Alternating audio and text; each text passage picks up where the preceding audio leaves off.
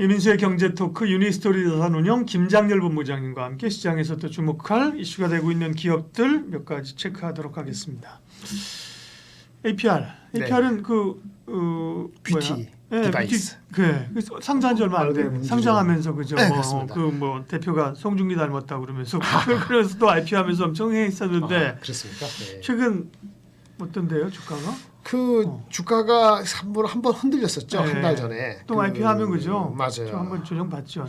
네. 얘네들이 실적이 이제 뷰티 디바이스가 하나 있고 네. 일반적인 스킨이라든지 그 화장품이 섞여 있습니다. 반반인 것 같은데요. 그 독특한 거는 두 가지죠.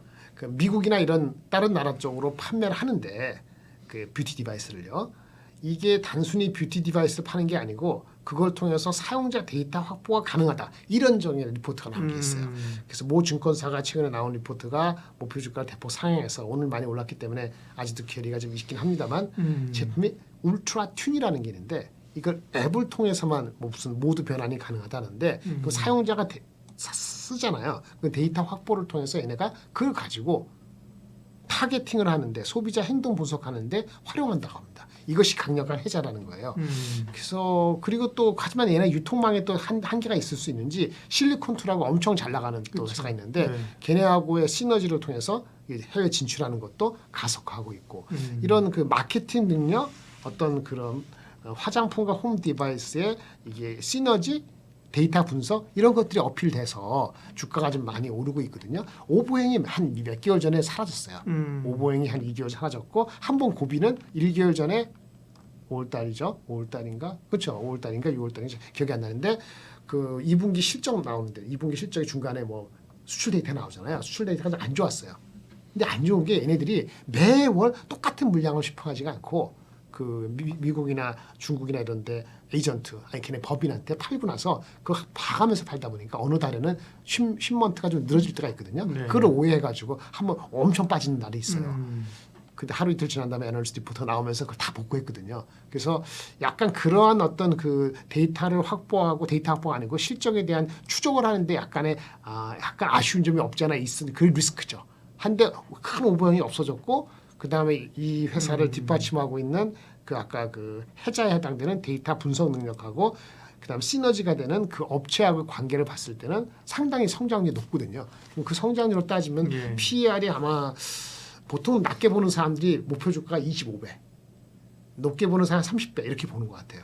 25배, 30배 정도를 치면은 5만 원까지 충분하다. 이게 지금 시장에서 논리여서 브랜드가 강화되고 있다. 혼자 힘은 아니지만 그냥 미국 중심으로 확대되고 있다. 이렇게 본다면은 화장품이 뭐 아모레만 30몇 배 가는 건 아니고 보통은 한 20배 후반까지 가는 경우도 있었기 때문에 불가능한 숫자는 아니다. 이렇게 느껴집니다. 화장품은 뭐 최근에 잘 갔고요. 많이 피부 미용 기계로는 조금 쉬는 듯 하는데 쉰 것도 아니래요. 클래시스도 많이 올랐고요. 네. 보니까 JC스매스가는 공개 매수액이 있었던 그렇죠, 거 같고, 맞아요. 그죠? 그래서 그래서 갔고, 네. 그런 점에서 이제 APR을 주목하고 예전에 말씀하셨던 비율은 어떻게 되고 있어요? 비율도 거기 그대로 있습니다. 네네. 10,000원 정도에. 네네. 아마 크게 뭐 뉴스가 많은 플로우가 아니라서 네. 실적 나오면서 계단식으로 움직이지 않을까 싶은데 네. 변동성이 심하죠. 개인들도 많이 있고 그런 차이가 클래시스나 제이시스 메디컬 기타하고 조금 차이가 있는데 거기야말로 미국의 비중이 높고 뭐 또 이렇게 로얄티 받는 것도 있기 때문에 뭐 큰 이슈가 될 만한 뉴스는 아직 없는 것 같아요. 네. 주요 종목 체크 다음은 삼양식품인데요. 이게 정말 뭐 전세상 주식 되고 있어요. 오늘 말씀드리는 순간에는 참 만만치가 않은데요. 네. 목표 주가가 나오긴 했습니다만 두 번 정도 상향돼서 현재 가장 높은 목표 주가는 83만 원입니다. 삼양식품이 뭐 하는지 다 아실 테니까. 옛날에 올라서 20만 원 하던 주식이 지금 그러니까요. 거의 70만 원 와 있으니까 그죠. 지난번에 한번 실적 나오고 5월달에 1분기 실적 나오면서 상한가 한 적 있었잖아요. 그렇죠. 네. 그때 상한가 가고 그 다음날 목표 주가가 나온 게 60만 원, 50만 원 이랬어요. 네. 근데 지금 우리가 녹화하는 이 순간에 60만 원 후반대로 보여지는데 목표 주가 더 올랐죠. 근데 이번에 목표 주가 오르는 건 이유가 있었어요. 첫 번째 2분기 전망이 높아졌어요. 그 두 번째 얘네들이 공시한 게 있거든요. 증설? 증서. 자신감이죠. 근데 지금 핵심이 되는 게 뭐 원가에 해당되는 무슨 원가가 뭐 라니냐가 와가지고 원가를 높인다 그럴 수 있는데 밀 가격이라든지 이런 거요. 근데 그게 당장 일어나는 건 아니고 환율도 아직은 높으니까 재료비보다는 판매 가격이 좋으니까 지금 당장에는 2분기 실적 나올 때까지 가보자 고고 이런 분위기예요. 하지만 이게 아마 90만 원 이렇게 또 간다고 보기에는 PER이 이제부터는 좀 한 10% 더 가서 진짜 목표 주가 80만 원 초반 중반 되면은 PER은 20배 가까이 됩니다. 그러면 이제는 아마 허들이 올 수 있다고 보여져요. 그래서 일단은 목표 주가를 다 확인하겠다라는 보다는 많이 올랐으면 어느 정도의 이익 실현도 나쁘지 않은 한번 더 올라가려면 아니 그래서 이익 실현하려고 판 사람들이 지금 땅을 치고 후회하고 있는 거 제가 아니야? 먼저 이익 실현을 얘기 안 했는데 아니 이제부터. 본부장님 말고 다른 사람들이 그죠? 그러니까 분석을 해야죠. 그러니까 제가 말씀드리는 건 20배 정도 되면은 아마도 20배 정도 되면 80만 원 정도 될 거예요. PER 내년 기준으로. 그러면 이제부터는 싸다고 얘기를 안 하거나 내년 건 너무 확인하자 이렇게 달려들 거예요. 그럴 가능성이 있습니다. 네. 삼양식품이 워낙 독주하다 보니까 여타 음식료주들이 막 따라오르잖아요. 네. 그런 점에서의 어떤 인사이트나 뭐 볼만한 정보는 그 주가가 없습니까? 네. 농심도 같이 올라갔는데 농심은 수출 비중이 한 35%밖에 안 돼요. 그러니까 밸류가 낮은 게 당연해요. 그 정도 따라가는 게 맞습니다. 대장주가 못 갈 땐 걔네도 못 갈 거예요. 그러다 보니까 뭐 S&T 같이 작은 주식, 뭐 수프 불닭볶음면에 소스, 네. 소스 분말 이런 거 하는데 걔네는 이슈가 뭐냐면은 애널리스트가 목표 주가를 못 내고 있어요. 이익적인 측면에서는 안정적이어서 안 비싼데 최근에 상한가 보면서 이제 안 싸졌거든요. 그래서 이제 아마 굉장한 변동성이 야기될 수밖에 없는 구간에 들어왔어요. 그제부터. 그래서 사실은 하루에도 왔다 갔다 하는 거라서 이제는 뭐 시장에서 그거를 어떻게 뭐라고 얘기하기 어렵고 그러다 보니까 다른 주식, 다른 음식료 쪽으로 막 가는 겁니다. 그러니까. 대상이었나요? 사조였었나? 사조. 네네, 사조 그룹이 갔었고. 네, 일단 과거에 이 음식료 섹터가 과거에 보통 갈 때 많이 가도 20배 넘지는 않았기 때문에 아마 PER이 지금은 아직 한 14배 되니까 안 비싸긴 한데 이것이 글쎄요.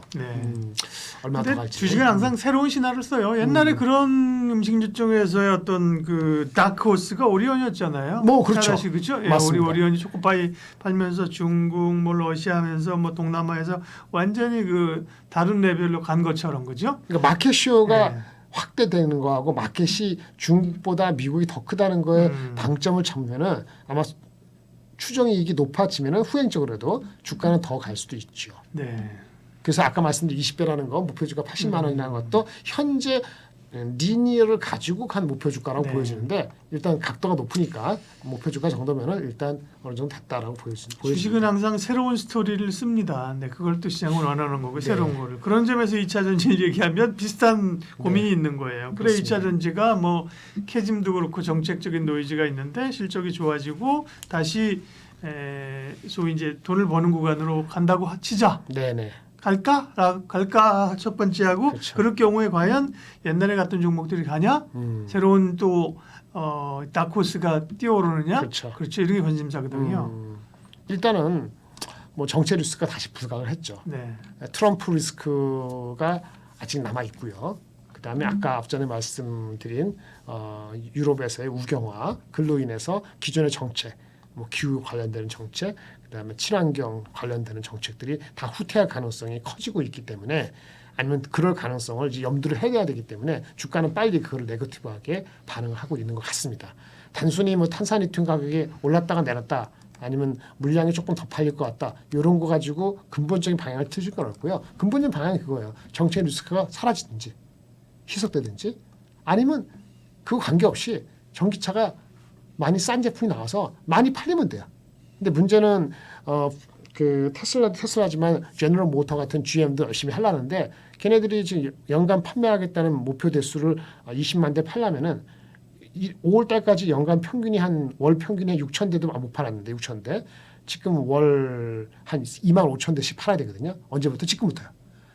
그렇게 성장이 나오기 쉽지 않잖아요. 그게 문제가 되는 거예요. 그래서 가격이 충분히 빠진 거에 대한 소비자의 반응이 나타나야 되는 거고 소비자의 반응이라는 것은 약간 금리하고도 연관되기도 하고 어떤 프로덕트가 전기차가 얼마나 섹시하게 다가오느냐는 것도 중요한 거고 근데 그런 거 떠나서 충전소가 충분히 안 됐다는 건 근본적인 이슈고 이런 상황에서 양쪽의 미국하고 유럽에서 정책적인 리스크를 좀 잠깐 눌러놨던 거를 다시 부각시키면은 주식이 갈 수가 없는 거죠.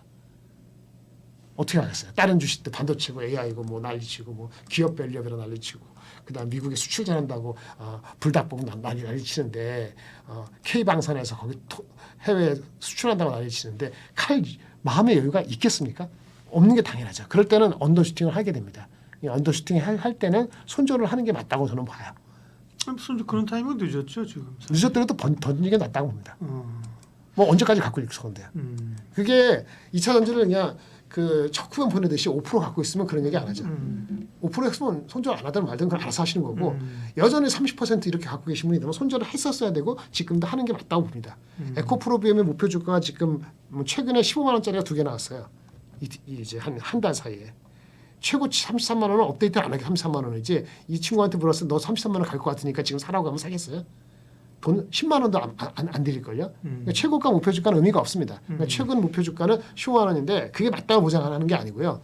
어쨌든 시장이 좋아진다고 보더라도 어쨌든 30만 원 가기가 쉽지가 않은 거예요. 그러면 실질적 목표 주가 애널리스트 얘기할 때 우리가 80% 90%만 받아들이죠. 그렇게 따지면은 잘 가도 20만 원 중반 이다라고 보는 게 맞다고 봅니다. 네. 2차 전지는 지금 앞으로 그게 말씀드려요. 지금 접근할 타이밍은 아니다. 예, 지금 특히나 양극재는 아닌 거죠. 롱텀으로 본다면 롱텀이라는 게 3년 5년은 절대 롱텀 우리 한국은 맞지가 않고 3개월 6개월 본다면 이게 어느 순간에 바닥을 확실히 지지고 나면은 양극재 역할보다는 실리콘 음극재. 그래서 얼마 전에 대주전자 많이 갔잖아요. 그렇죠. 네. 아니면 그 전극을 만드는데 또 전해질 쪽에 가는데 엔캠은 뭐라고 하지만 하여튼 그런 관련되는 다른 쪽에서의 전기차의 성능을 유지 발전시키는데 노력하고 있기 때문에 거기에 사람들이 관심을 갈 가능성이 흔해 빠진 양극재 그 마진 해봤자 7, 8% 나오는 것에 다시 관심이 저가로 가더라도 그것이 올라가는 폭과 길이와 그런 웅장함은 이제는 그런 시절은 끝났다고 보는 것이 맞기 때문에 제가 말씀드린 건 에코프로엠 같은 거는 목표 주가를 끼켜야 25만 원이니까 혹시라도 트럼프가 힘들어서 자빠져 갖고 정책 유지해요. 그래서 오르잖아요. 그러면 미련 갖지 말고 비중이 많은 거는 줄이시는 게 저는 맞다고 봅니다. 네. 새로운 뭐 전고체나 뭐 이런 거에 대한 기대감은 있죠. 있는데 그거 마찬가지로 척후병 개념으로 해야 돼. 그러니까 자기 비중의 10% 이상 리스크합니다. 현재는. 끼켜야 5%? 많이 잡았자 7%. 1억이면요. 700만 원 정도 하는 거예요. 그러면 관심이 있거죠. 근데 이제 아까 말씀 다시 올라왔을 때 큰 파도를 일으킬 가능성이 상대적으로 약한 양극재보다는 그런 쪽을 그나마 척후병으로 갖고 있으면 그 시점이 다시 오면은 만약에 아까 전고체가 이렇게 온다면 만약 26년 온다면 내년도 상반기부터는 다 갈 가능성 이렇게 염두에 두고 열어놓을 뿐이죠. 근데 거기에 비중을 20% 한다? 1억에서 20% 원래 갖고 있는 게 20%인데 찌러들어서 13% 됐다? 그거는 다른 기회를 놓치는 지름길이다. 아니 지금 뭐 2차 전지를 이미 줄여놓으시는 분들은 뭐 크게 고민할 거 없죠. 왜냐하면 맞죠. 뭐 2차 전지하고 그러면, 반도체하고 뭐 사? 당연히 반도체가 더 좋잖아요. 살 게 많잖아요. 그죠? 그러니까요. 살 게 많은데 2차 전지를 여전히 이제 고민하고 물려 있는 분들의 고민이 큰 거죠. 그죠? 맞습니다. 네. 안타깝지만은 현재로서는 가장 후순위가 될 수밖에 없는 상황입니다. 수개월에 바뀌길 바라는데 모르겠네요. 여기까지 하겠습니다. 네. 유니스토리 자산운용 김장렬 본부장 함께했습니다. 고맙습니다. 고맙습니다.